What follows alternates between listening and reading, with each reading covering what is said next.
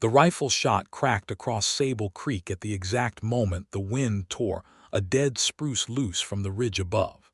And Annie Whitaker had just enough time to think that dying in the Bighorn Mountains had never been part of her research plan before the ground itself seemed to shudder beneath her boots. She had been crouched over a perfect set of wolf tracks pressed into the mud along the creek bank, measuring the spread of the toes with a folding ruler and murmuring the numbers to herself so she would remember them for her journal, when the shot rang out somewhere upstream. She rose too fast, twisted toward the sound, and it was only the strange low groan of splitting wood that saved her, because she looked up instead of running and saw the old spruce leaning, and then coming down through the canopy in a crash of green needles and dead branches, aimed directly at the spot where she stood. A hand closed around her arm like an iron manacle and hauled her sideways so hard her feet left the ground entirely. She landed hard against a broad chest, the air knocked out of her, and the tree came down where she had been standing with a boom that rattled her teeth and sent a spray of splintered bark stinging across her cheek. For a moment neither of them moved. Annie lay against a wall of muscle that smelled of pine sap and wood smoke and horse, her heart slamming, and slowly became aware that the arm still banded across her back belonged to a man built like something carved from the mountain itself, shoulders wide enough to block the sky, dark hair grown past his collar and tangled from wind and work. She tipped her head back to thank him, and the words died in her throat. "Tobias," she said instead, and it came out as barely more than a breath. His gray eyes, the color of river stone, went wide with the same shock that must have been written across her own face. "Annie Whitaker," he said slowly, as though testing whether the name would still fit her after 5 years, and then he set her back on her feet with a care that did not match the strength it had taken to snatch her out of the tree's path a half-second before. "You're a long way from Boston. You're a long way from being 18, she managed, glancing at the width of him, the new lines at the corners of his eyes, and felt her face heat at how foolish that sounded. Upstream, another shot cracked, closer this time, followed by a man's shout and the frantic bawling of cattle being run somewhere they didn't want to go.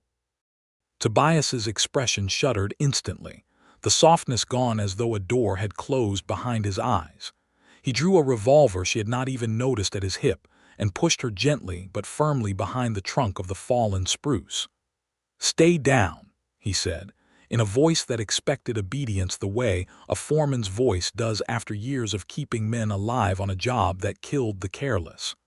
"That's Pruitt's riders running the Hargrove fence line again." "I don't take orders from strangers," Annie said, even as she crouched exactly where he'd put her, because she was frightened, not foolish, and she had learned in 5 years of traveling alone through territories most women never saw that there was a difference between cowardice and sense. "I'm not a stranger," Tobias said, and there was an old ache buried under the words that she recognized because she carried the same one. Then he was gone, moving through the brush with a silence that seemed impossible for a man his size, and Annie was left crouched behind a dead tree with her heart going in 2 directions at once, one half still afraid of the gunfire, the other half entirely undone by the fact that Tobias Winslow, after 5 long years, still remembered exactly how to catch her. She had come west in the spring of 1887 with a commission from the Territorial Traveling Library Service and a small stipend from the Boston Society of Natural History, the 2 purposes folded together so neatly that no one questioned why a woman would travel alone through Wyoming territory with a satchel of books in one hand and a notebook of tracking sketches in the other. The library work was real. She carried novels and almanacs and primers to families who had not seen a fresh page in years, collected letters to be posted at the next town, read aloud to children whose parents had never learned their letters themselves. The wolves were her own private hunger, the thing she had wanted to study since she was a girl reading her father's survey journals by lamplight, full of his sketches of paw prints and his notes on animals most Boston men considered vermin to be shot on sight. Her father had surveyed this very valley 12 years before, and it was on that expedition, when Annie was 19 and stubborn enough to insist on coming along despite every objection from her mother, that she had first met a lanky, serious young axeman named Tobias Winslow, hired on to clear line and haul chain for her father's crew. He had been 24 then, already strong from years of timber work, but there had been a gentleness in him that surprised her, the way he handled a bird's nest they found in a felled tree, moving the whole branch rather than disturbing the eggs. They had spent one long summer falling in love slowly, the way creeks carve canyons, and when her father's health failed and she was called back east, Tobias had asked her to stay. She had not been able to. She had promised to write. The letters, for reasons neither of them yet understood, had simply stopped arriving. Now she watched him vanish into the timber with a gun in his hand, moving toward gunfire like it was as familiar to him as splitting wood, and she thought, with a clarity that startled her, that some part of her had never stopped waiting to see him again. She did not stay behind the tree long. When the shooting did not resume, she gathered her skirts and followed the sound of raised voices, keeping low, until she came out at the edge of a fence line where 3 riders in rough coats sat their horses, while a lean man in a canvas duster spoke down to a woman, standing in front of a sod-roofed cabin with a boy of perhaps 10 gripping her skirts. "You've got till the judge comes through," the lean man was saying. "Continental Timber and Land Company holds proper deed to this section, Mrs. Hargrove, and I'd rather not have to prove it with anything but paper." "That deed is a lie, Silas Prout, and you know it," the woman answered, and her voice did not shake though her hands, twisted in her apron, plainly did. "My husband proved up this claim 9 years ago. I have the patent." "Paper can be lost," Prout said pleasantly, in the tone of a man who has said the same threat so many times it no longer costs him anything to speak it. "Fences can burn. Roofs blow off in a hard wind, and nobody thinks twice this time of year." He touched his hat brim in a mockery of courtesy and turned his horse, and it was only then that he seemed to notice Tobias standing at the tree line with his revolver held loose but ready at his side. Winslow. Prout's smile did not reach his eyes. Didn't figure the timber company let its foreman run loose so far from the cutting crew. "Funny," Tobias said, and his voice carried a flatness Annie had never heard in him before, hard-edged in a way that told her exactly how many times he had stood in front of this particular man. "Didn't figure Continental hired gun hands to run cattle through a widow's kitchen garden. Must be a new line of business for a land company. Business is business." Prout's gaze slid past Tobias and found Annie where she stood at the edge of the trees, and something calculating moved behind his eyes.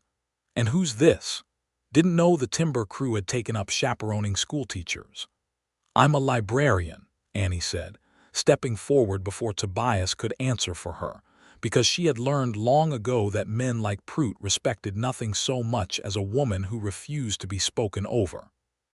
"And I'll thank you to leave, sir, before I write down everything I've just heard you say and hand it to the circuit judge myself." Something flickered across Prout's face there and gone, and then he laughed, short and humorless, and put his heels to his horse. His riders followed, driving the last of the frightened cattle before them, and within a minute the only sound left was the wind moving high in the pines and Ruth Hargrove's unsteady breath. "Thank you," Ruth said, looking between them. "Both of you." Her eyes, sharp despite her fright, moved from Tobias to Annie and back again with the particular attention of a woman who has just watched 2 people look at each other like they were each other's whole history. "You're the librarian, then?" "The one Judge Cobb wired ahead about." "I am," Annie said, surprised. "Annie Whitaker." "Then you'll want to be in Larkspur Crossing by tomorrow evening," Ruth said. "The judge is holding a meeting at the church. Something about the valley deeds, and about needing somebody who could read the old survey and somebody who could get around the mountain safe to go looking for proof before his hearing." Her gaze settled on Tobias. "I expect that's you as much as her." Tobias's jaw tightened, but he did not argue. The church at Larkspur Crossing was packed shoulder to shoulder that evening, ranchers in from their spreads, timber men still smelling of pitch, women with children asleep against their skirts. All of them turned toward the pulpit where Judge Elias Cobb stood with a stack of papers and an expression like a man carrying more weight than his back wanted to bear. "I'll not waste your evening with speeches," the judge said, once the room had quieted. "Continental Timber and Land Company has filed deed claims on 11 sections in this valley, including land some of you have worked for going on a decade. Their agent, Mr. Prout, presents papers signed by a territorial land office clerk who has since, conveniently, moved to parts unknown. I have my doubts about those papers. Doubts are not proof, and I will not rule against a filed deed on doubts alone. I need facts, and I have 3 weeks before my circuit brings me back through to hold a formal hearing. Facts and something more. I need to know what kind of valley you all mean to build, because whatever I decide is going to shape this country for the next 50 years, and I'll not have it built on a lie in either direction." A murmur ran through the crowd. The judge held up a hand for quiet. "I am ordering 2 people in this room to work together on my behalf, and I'd take it as a courtesy if neither of you argued with an old man's judgment before you've even heard the whole of it." His eyes found Annie first. "Miss Whitaker, you've got a library circuit that takes you to every homestead in this valley regardless, and you've got a scholar's training in reading old documents and journals, which I understand includes your late father's original survey notes from years back, which the territorial office tells me still exists somewhere in your keeping." "They do," Annie said, startled that he knew it. "My father left me his field books when he passed." "Good. And you, Mr. Winslow?" The judge's gaze shifted. "You know every foot of ground in this valley better than any man alive. You've timbered every section under dispute, and you've got no love lost for Continental after what they tried to do to your crew's wages last winter.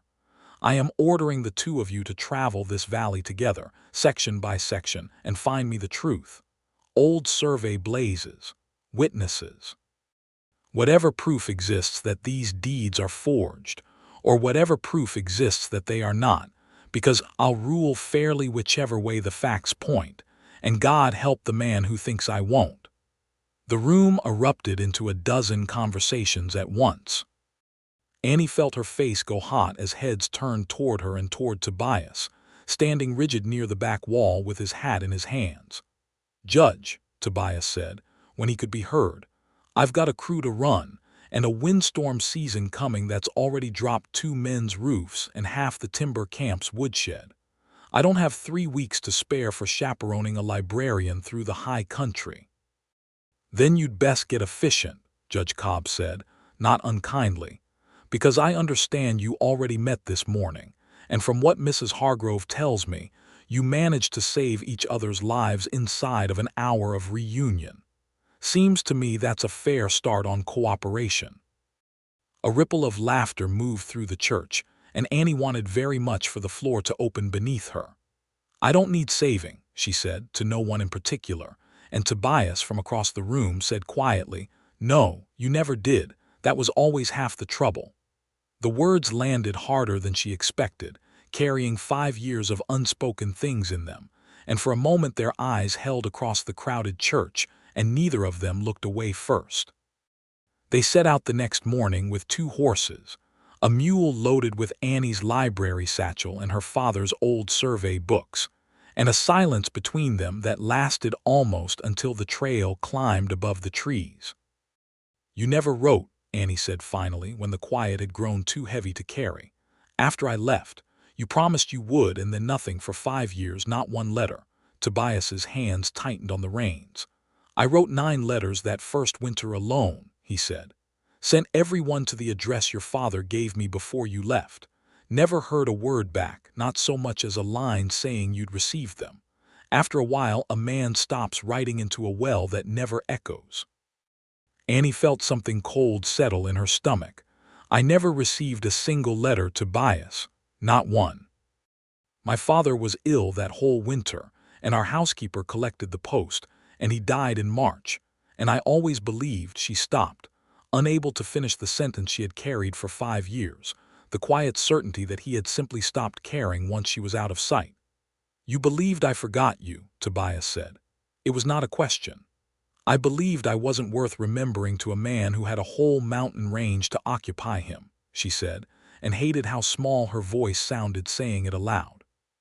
Tobias pulled his horse up short and turned to look at her fully, and there was something raw in his face that she had not seen since the last night of that long-ago summer, when he had stood at the edge of her father's camp and asked her to stay and she had said she could not. Annie, I have thought of you on every single day since you rode out of this valley. I built you a whole life in my head that never happened, one where you came back in the spring, one where you never left at all. I don't know what became of those letters, but I know I sent them, and I know I never once forgot you, not for 1 hour of one day. The mountain wind moved through the pines around them, and somewhere far off a wolf called long and low, and Annie found she could not speak for the tightness in her throat. My father did not approve of the match, she said finally, quietly. He never said so outright, but he was not a subtle man in his silences. I have wondered since he died whether he might have. She could not finish that thought either. It felt too much like accusing a dead man who could no longer answer for himself. It doesn't matter now how it happened, Tobias said, after a long moment, his voice gentler than she had heard it since her arrival. What matters is I'm looking at you again, 5 years older, still the most stubborn woman I ever met, and I find I haven't stopped wanting to know you better in all that time. He nudged his horse forward before she could answer, leaving her to follow with her heart beating strangely in her chest, equal parts grief for lost years and something bright and frightening that felt very much like hope. They rode in easier silence after that, and when they stopped at midday to rest the animals beside a shallow creek, Tobias crouched at the water's edge and beckoned her over. You were measuring wolf tracks yesterday before the tree nearly flattened you, he said. Show me what you know. Annie knelt beside him, grateful for the change of subject even as her pulse still thrummed from their conversation. 4 toes, no claw marks showing in soft mud unless the animal is running, a heel pad shaped roughly like a trefoil. This print here is nearly 4 inches long, which tells me it's a large adult, likely male. She traced the edge of the print with one gloved finger. The stride length between this print and the next tells me its gait, whether it was walking, trotting, or hunting. Not bad for book learning, Tobias said, and there was real respect in it, not condescension. But you're only reading half the story. Look here. He pointed to a spot a few feet further along, where the mud told a different, more crowded tale. This ground's been read wrong by every deed clerk in that land office, because they never learned to look at anything but ink on paper. But the land talks plainer than any deed if you know its language. See how these older prints are half filled with silt, while this fresher set cuts clean edges. That tells you how many days apart the animals passed this way. And see this drag mark here alongside the print. He traced a faint furrow in the mud. That's not a wolf. That's a wagon wheel, and a narrow one cutting through here sometime in the last week, off the old survey road that hasn't seen traffic in years, according to the Hargrove boy. Annie's breath caught. Someone's been driving a wagon along the old boundary line. Someone's been out here doing something they don't want seen from the main road, Tobias agreed. Which means somewhere along this old line, there's something worth hiding. They followed the wagon track for the better part of an hour, Tobias reading the ground the way another man might read a newspaper, calling out details Annie would never have noticed on her own. The broken twig bent the wrong direction for wind. The boot print pressed deeper on the heel where a man had been carrying something heavy. The place where a horse had been tied, and had cropped the grass in a tight circle for the better part of a day. Someone camped here, Tobias said, crouching beside a ring of blackened stones. More than one night from the depth of the ash. And look, he held up a scrap of paper half buried in the dirt, charred at one edge but not entirely consumed. Annie took it carefully and smoothed it flat. It was a corner torn from a surveyor's plat, the kind used to mark section boundaries, and in the margin, in a cramped official hand, was written a date from 11 years past and initials that did not match the clerk's name on Continental's filed deed. "This is from the original survey," Annie breathed. "My father's survey. I'd know his crew's marking style anywhere. He trained every clerk who worked under him to note dates this exact way." She looked up at Tobias, understanding dawning cold and clear. "Someone has been out here destroying the original survey markers and burning whatever paper trail might prove where the true boundary lines actually run." "Which means the true lines are still out there somewhere," Tobias said, "carved into trees that don't burn as easy as paper. Blazes, the old survey crews cut into the trunks along every boundary. If your father's crew marked this valley the way every honest surveyor does, there will be blaze trees all along the true section lines, and Continental can forge all the paper they like. They can't forge bark that's grown over an axe cut for a decade."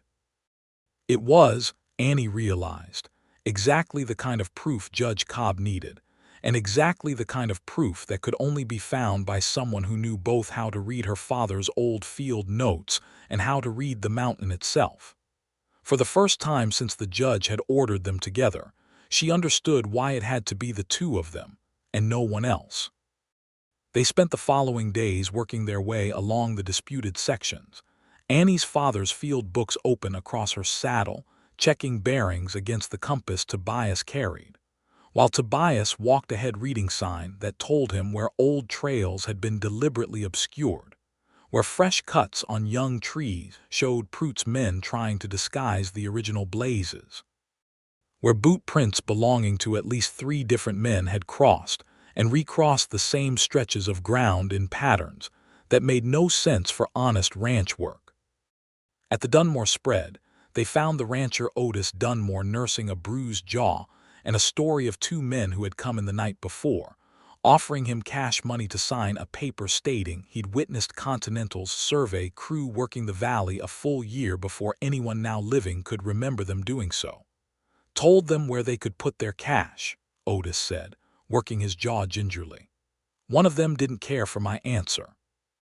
At the Ferris homestead, they found a fence line cut in 6 places, and a note nailed to the barn door in block letters warning the family to clear off by the first snow or answer for it.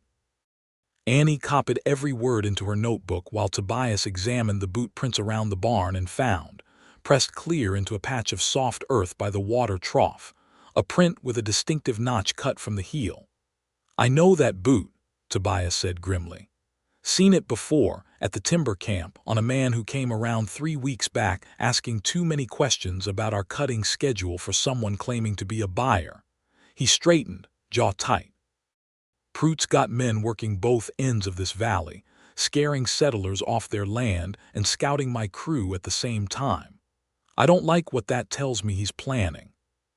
That night, camped beneath a rock overhang while thin rain hissed against the stone, Annie asked the question that had been sitting uneasily in her chest since the church meeting. "What did they try, last winter, with your crew's wages?"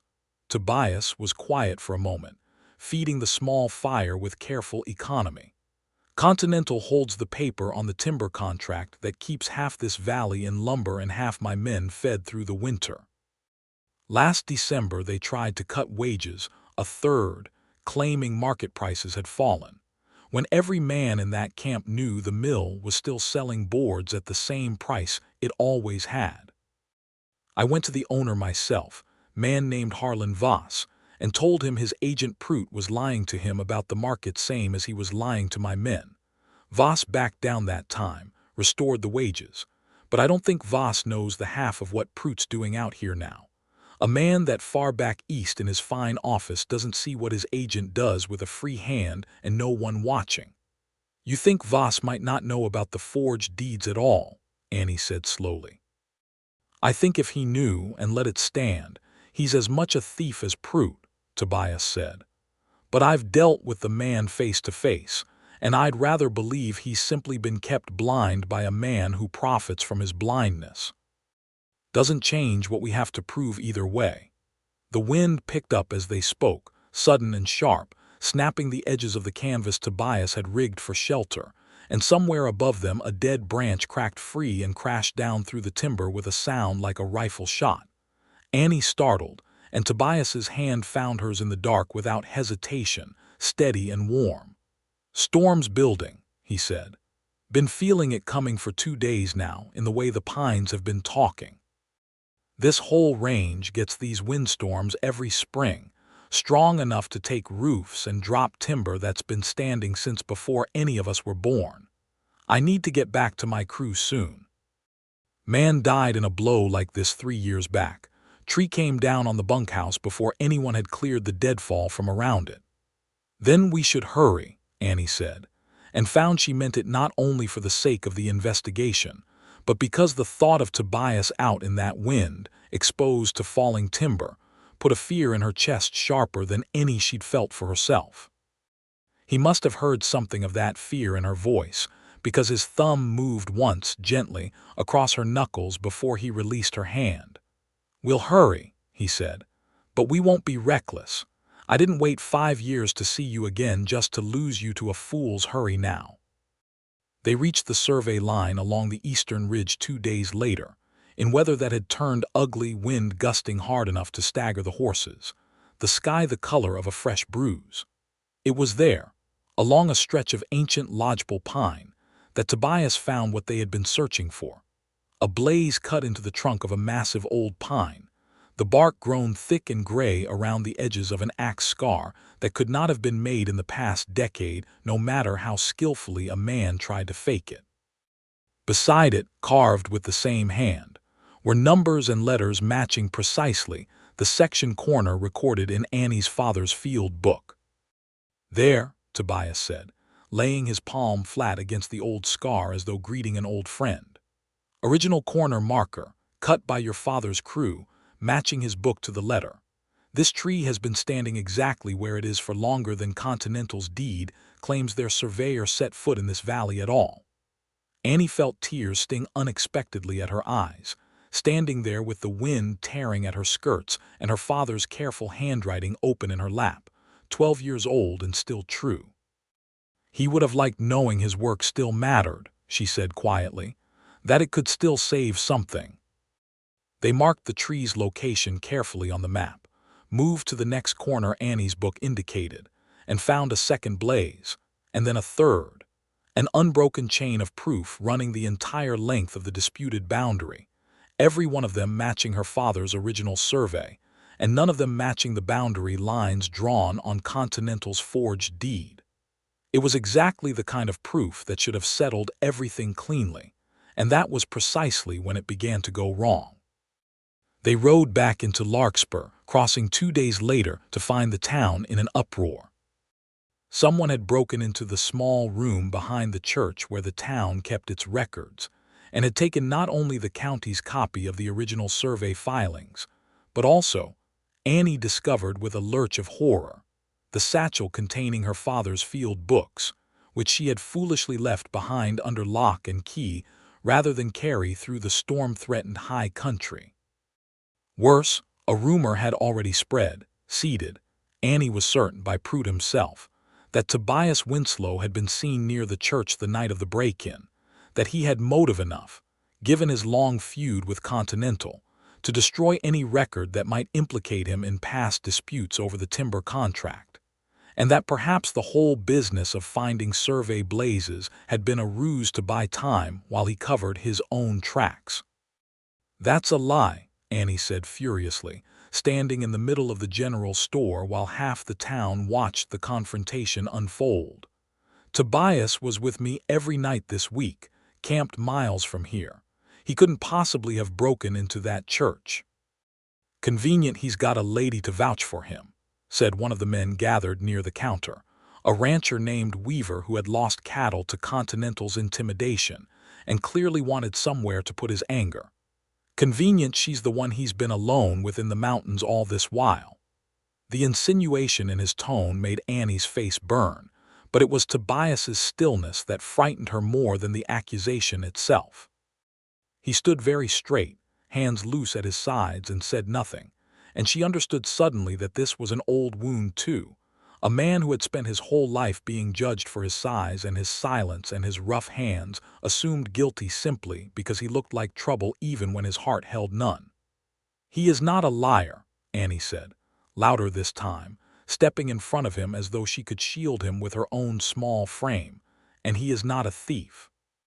I have known this man since I was 19 years old, and I know his character better than any of you standing here throwing accusations at a man who has spent the last decade keeping half your husbands and sons alive on that timber crew." She swept her gaze across the room. "The real thief is the one who benefits from Tobias Winslow looking guilty. Ask yourselves who that is." The room did not settle entirely, but the sharp edge of the accusation dulled, enough that Weaver looked away first, muttering something about needing to get back to his stock. Judge Cobb, arriving in the doorway in time to hear the last of it, looked grim. "I've got 3 men outside claiming they saw a wagon matching Continental's supply cart near the church that night," the judge said. "Pruitt's already denying it, of course, says his men were nowhere near town. But someone stole those records, Miss Whitaker, and without your father's field books, the evidence you found in the high country is just your word and Mr. Winslow's, against a company with lawyers back in Cheyenne." "We have the Blaze trees," Annie said. "They're still standing. Anyone can go and see them." "Blaze trees don't mean much to a judge in a courtroom if there's no record connecting them to your father's original survey," Cobb said heavily. "I believe you, understand. But belief isn't proof, and Pruitt's lawyers will tear apart anything less." That night in the small room the church had let her use, Annie sat with her hands wrapped around a cup of cooling coffee, feeling the events of the day settle over her like a physical weight. A soft knock came at the door, and she opened it to find Tobias standing in the hallway, hat in his hands, looking uncertain in a way she had rarely seen from him. "I wanted to thank you," he said, "for standing up for me back there. Wasn't sure anyone in this town would if it came to it, other than my own crew." "You saved my life the very first hour I saw you again," Annie said. "It seemed only fair to return the favor." He almost smiled at that, though the weariness didn't leave his eyes. "I've spent a lot of years being the man people are glad to have around when there's a tree to fell or a wage dispute to settle, and a lot less glad to have around their daughters or their courtrooms. I stopped expecting different a long while back." "Well, you'll have to get used to it," Annie said, more gently than she intended, "because I don't intend to stop believing in you, Tobias Winslow, whatever this valley decides about the rest." He looked at her for a long moment, something unguarded moving across his face, and then he reached out slowly, giving her every chance to step back, and brushed a strand of hair from her cheek with a gentleness that seemed impossible from hands that could fell 100-foot pine. "I don't think I ever stopped believing in you either," he said quietly. "Not for one single day."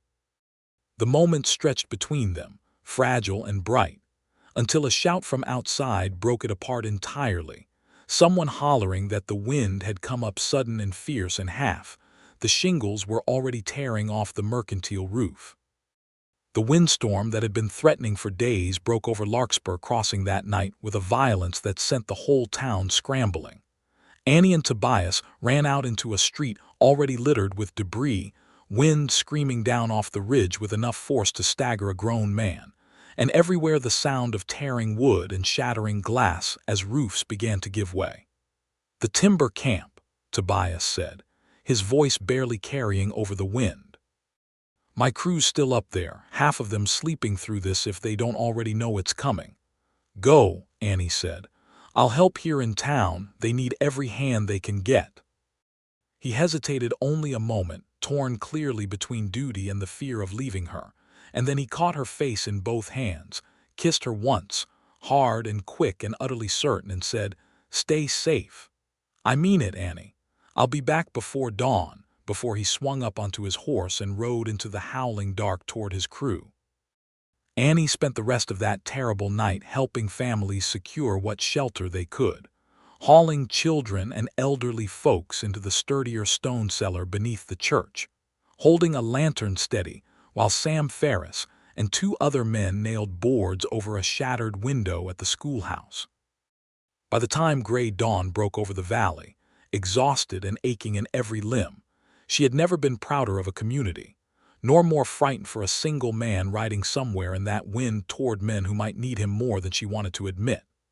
Tobias returned just after sunrise, soot-streaked and limping slightly from where a falling branch had caught his leg, but whole, and the sight of him riding down the main street sent something loose in Annie's chest that she had not realized was wound so tight.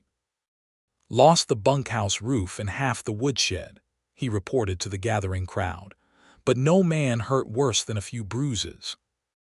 We cleared the deadfall around the camp last month same as always, kept the worst of it from coming down on anybody's head." His eyes found Annie's across the crowd, and something private passed between them, relief and gratitude too large for public words. It was in the wreckage of that storm, 3 days later, while helping clear a fallen cottonwood from across the old survey road, that Tobias found a second scrap of burned paper caught beneath the roots, blown loose from wherever Pruitt's men had tried to destroy it. And this one bore enough of the original county filing stamp to prove, beyond any lawyer's argument, that the records taken from the church had indeed existed, and had indeed matched the boundary lines Annie's father surveyed 12 years before. It was not by itself enough, but combined with the standing blaze trees, and with Annie's own careful transcriptions of her father's field notes, made before the theft, from memory, and from the pages she had copied out each evening as a precaution born of a librarian's instinct for preserving what mattered, it began to form a case that even a company lawyer would struggle to dismantle. There remained only one piece of proof the judge insisted upon before he would rule. He wanted to see the original survey markers himself, walked start to finish along the disputed line, with witnesses from both the settlers and, if he could be persuaded to come, someone from Continental Timber and Land Company itself, so that no one could later claim the evidence had been staged. It was Annie's idea to write directly to Harlan Voss in Cheyenne, appealing not to his sense of justice, which she did not trust, but to his sense of business, pointing out plainly that a company caught defending forged deeds in a territorial courtroom would find its credit and its contracts destroyed across the whole territory, while a company that corrected its own agents' crimes before a judge's ruling might yet salvage its name. Voss arrived himself, 6 days later, a narrow, careful man who seemed genuinely startled by the accusations laid before him, and agreed at once to walk the line himself, along with Judge Cobb, Annie, Tobias, and half the concerned families of the valley.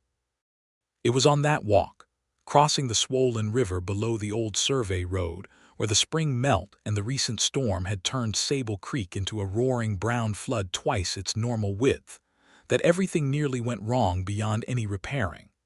The old log crossing that spanned the narrowest point of the river had been damaged by the windstorm, several of its support logs cracked, though it still looked, to an untrained eye, sound enough to bear a careful crossing.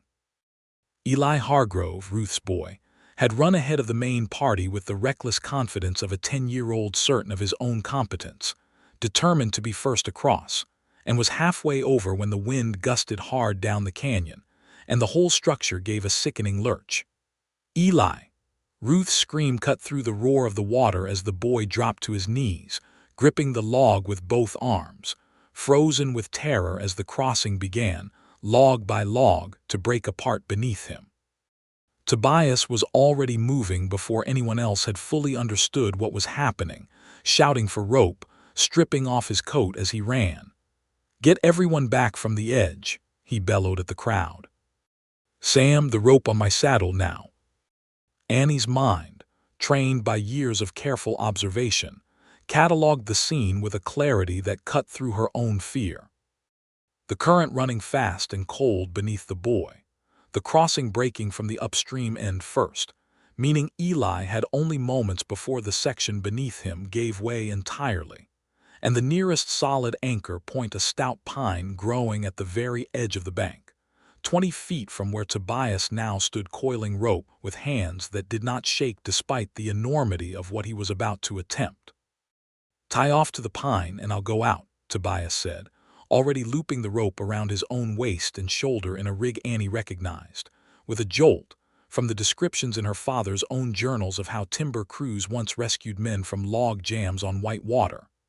Let me anchor, Annie said, catching his arm before he could move past her. You know the water, I know how to hold a line steady, I've watched crews do it. I can read what the rope is telling me the same way you read tracks.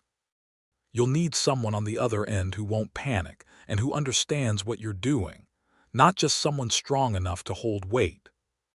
For one fraction of a second, she saw the old instinct in him, the urge of a protector to insist she stay back, safe, out of danger, and then she watched him make a different choice, watched him trust her exactly as she had asked to be trusted. Take a wrap around the trunk twice and brace your feet against the root there, he said rapidly. When I signal, you feed line, slow and steady. Never let it go slack, never yank it hard. You'll feel when I've got him, and that's when you start hauling us both in, hand over hand, and don't stop for anything.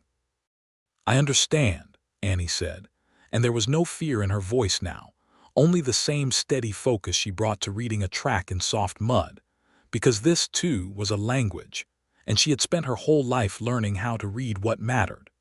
Tobias went into the river below the failing crossing, letting the current carry him toward the boy in a controlled arc that Annie paid out rope to match, her whole body straining against the pull of the water, palms burning even through her gloves. The crossing gave way entirely behind him with a crack like thunder, logs spinning away downstream, and for one heart-stopping moment Annie lost sight of Tobias entirely beneath the brown churn of the flood. Then his head broke the surface, one arm locked around Eli's chest, the boy coughing and terrified but alive, and Tobias's voice carried over the roar of the water. Now, Annie, haul now, she hauled. Every hour spent shelving heavy crates of books, every year of solitary travel that had built quiet strength into her arms and back, came together in that moment as she dragged the rope hand over hand, feet braced against the pine roots, ignoring the burn in her palms and the ache in her shoulders, while Sam Ferris and two other men added their weight to the line behind her.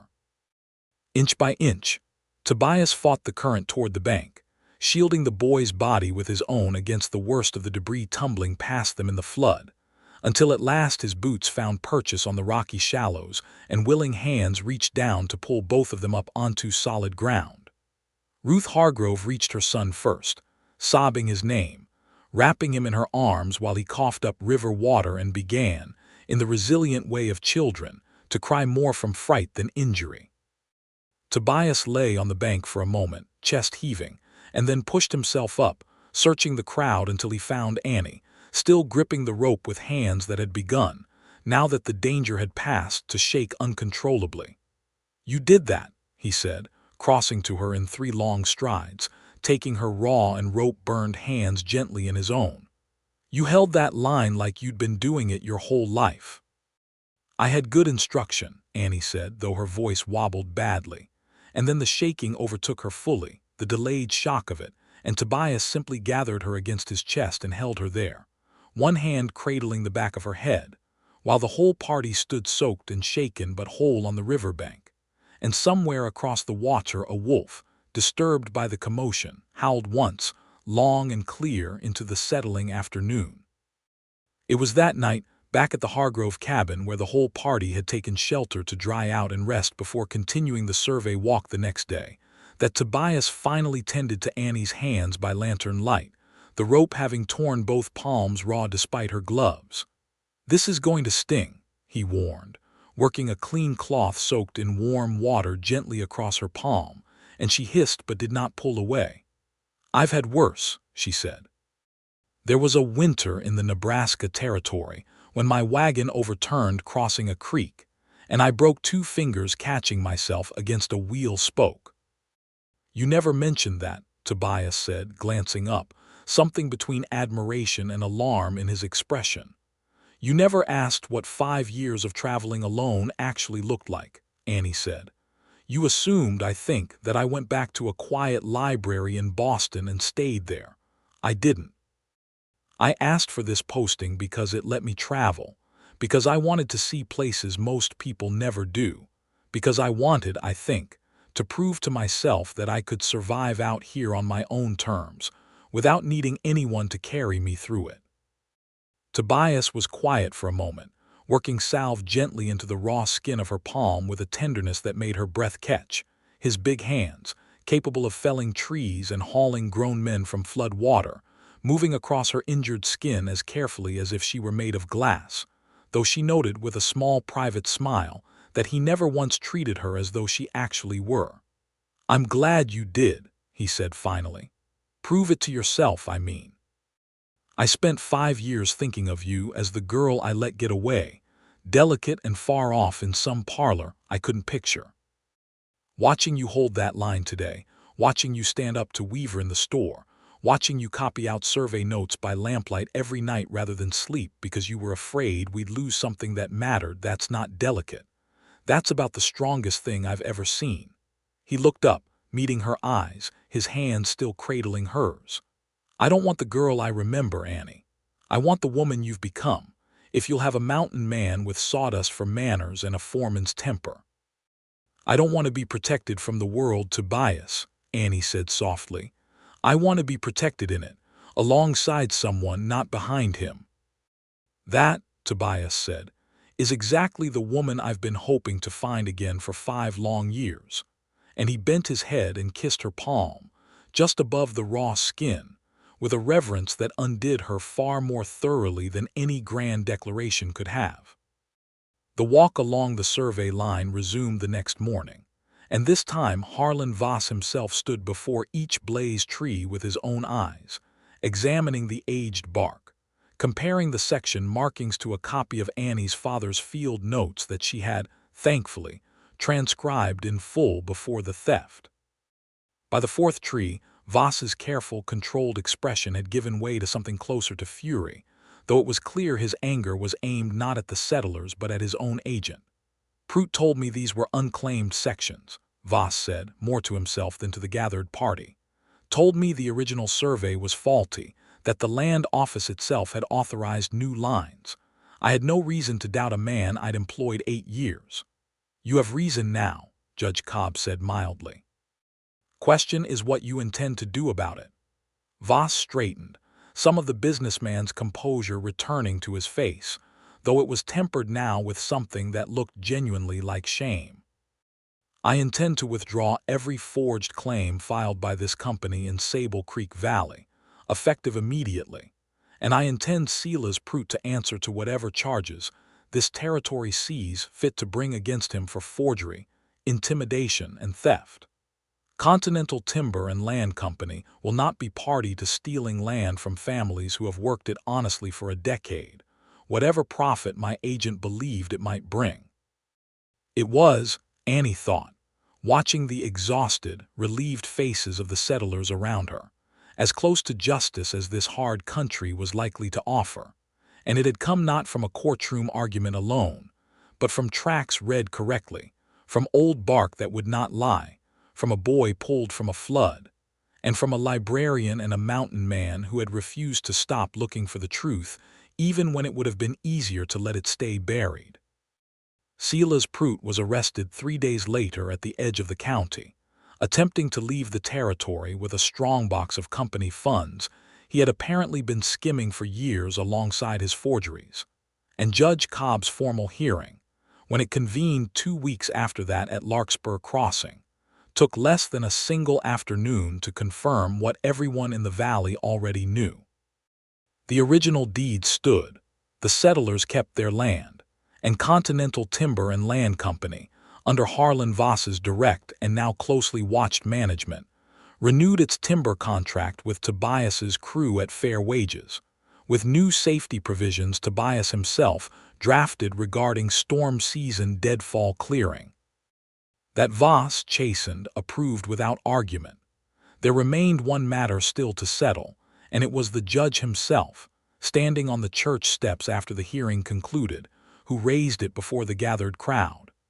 "This valley owes a debt to 2 people," Cobb said, and Mr. Voss has authorized a reward, a fair sum, to be split between Miss Whitaker and Mr. Winslow, in recognition of the risk they took and the truth they uncovered." He held up a folded bank draft, and a murmur of approval moved through the crowd. Annie glanced at Tobias and found him already looking at her, and some silent agreement passed between them before either spoke a word. "Judge," Tobias said, "I'd ask you hold on to that money and put it towards something this valley actually needs. We've got children walking 4 miles to a schoolhouse with a roof that won't survive another windstorm, and we've got families who'll never see a doctor closer than 2 days' ride. I don't need Continental's money. I've got a foreman's wage and a crew I'm proud to run, and that's enough." "I'd say the same," Annie added, "though I'd ask for one particular use of it if the town agrees. I'd like to see a proper library building raised here in Larkspur Crossing, one with a real roof and real shelves, so that every family in this valley has a place to gather books and letters without waiting on a traveling satchel that only comes through twice a season. And I'd like the wolves in these mountains to be part of what this valley protects, not what it fears, because in the end, it was the health of this land, the fact that no one had truly touched those high sections in years, wolves included, that helped prove Continental's claims of long settlement were false. This valley's wildness is worth something. I'd like to see it kept that way, alongside the families who call it home." The crowd's approval was warmer this time, real and unguarded, and Judge Cobb, smiling for what seemed the first time in weeks, folded the bank draft back into his coat with the promise to see it put toward exactly those purposes. It was 3 weeks later, in early summer, when the last of the storm damage had been repaired across the valley, and the schoolhouse roof stood freshly shingled and sound, that Tobias found Annie exactly where he'd first found her that windswept morning, crouched at the edge of Sable Creek, measuring a fresh set of wolf tracks in the mud with the same careful attention she brought to everything she loved. "Pups," she said without looking up, hearing his familiar footstep. "See how small this set is, still unsteady in its gait. The den can't be far. I've been hoping to find it before the season turns." Tobias crouched beside her, exactly as he had that very first day, though everything between them had changed in the weeks since. "I found something else you might want to see first," he said, and drew from his coat a small bundle of yellowed letters, tied with twine gone brittle with age. "Went up to the old survey line to check the last of the corner markers for the county's new filing, and found these tucked into a hollow at the base of that first blaze tree we found together, the big lodgepole. Someone had hidden them there years back, wrapped in oilcloth to keep the damp out." Annie took the bundle with trembling hands, and did not need to open more than the first envelope to recognize her own name written in Tobias's younger, less certain hand, and beneath it, in her father's careful script, a note she had never seen before. Instructions to a ranch hand from years past, asking that any correspondence for his daughter be held at the ranch office rather than forwarded, for her own good, until her studies back east were complete. "He kept them," Annie whispered, understanding at last the small cruelty of a father's misguided protection, never intended as malice but landing as exactly that all the same. "He never told me, he just held them here, waiting for a return that never happened because I never came back while he lived. He's not here to answer for it," Tobias said gently, taking her hand, "and I don't reckon either of us needs him to, not anymore. We found each other again anyway. Seems to me that matters more than 5 years of letters that got lost along the way." Annie looked up at him, this man who had once been a lanky young axeman, and was now a mountain of quiet strength standing beside her at the edge of a creek that had, in its own strange way, brought them both home, and felt the last small ache of those lost years ease at last into something like peace. "I love you, Tobias Winslow," she said simply, the way she had never quite managed to say it 5 years before, too young then to trust her own certainty. "I loved you at 19, though I didn't understand yet what that meant, and I love you now, knowing exactly what it costs and exactly what it's worth. I love you, Annie Whitaker, Tobias said, drawing her up from the creek bank into his arms, his voice rough with feeling. "I've loved you across 5 years and half a continent, and I mean to spend the rest of my life making up for every one of those lost letters, if you'll let me." "I intend to hold you to that," Annie said, laughing through sudden tears.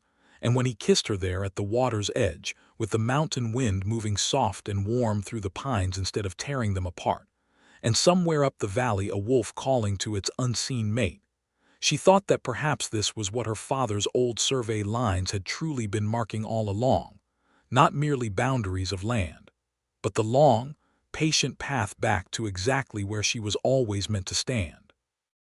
They were married that autumn, in the new library building raised with Continental's reward money, its shelves still mostly empty, but its roof solid and its windows bright, with half the valley crowded inside to witness it.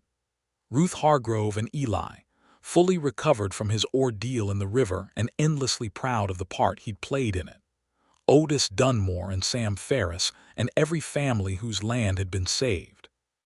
Judge Cobb, who insisted on performing the ceremony himself since he had, as he put it, ordered the whole romance into being in the first place and felt a certain responsibility to see it properly concluded.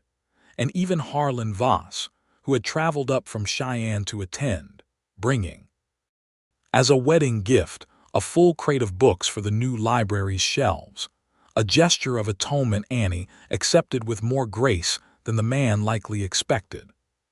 Tobias stood at the front of the room in a coat that fit poorly across shoulders no tailor in the territory quite knew how to measure, his hair still a little too long, his hands still rough with axework and rope burn.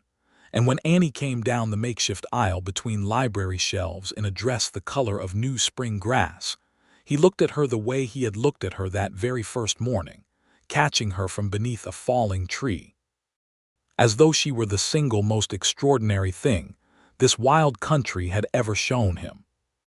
They built their home not deep in some isolated hollow where a mountain man might once have hidden himself away from the world, but at the edge of Larkspur Crossing itself, close enough to the schoolhouse that Annie could walk to it each morning to open the library doors, close enough to the timber camp that Tobias could still ride out each day to run his crew, and close enough to the high wolf dens that Annie continued, season after season, to climb into the mountains with her notebook and her father's old field methods, though never again alone, for Tobias insisted, gently but immovably, on riding with her every time, not because he doubted her capability, but because he had decided once and for all that some things in this life were simply better shared.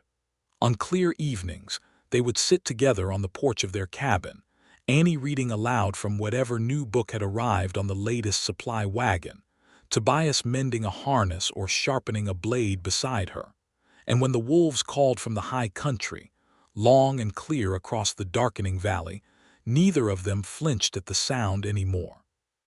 It had become, in the strange alchemy of the life they had built together, not a warning of wildness to be feared, but a kind of music, the valley's own voice, singing over the land they had fought to keep whole, for the families who called it home, and for the two of them who had found, after 5 long years apart, that love could survive even the longest silence, if two people were willing in the end to read every track it left behind and follow it all the way home.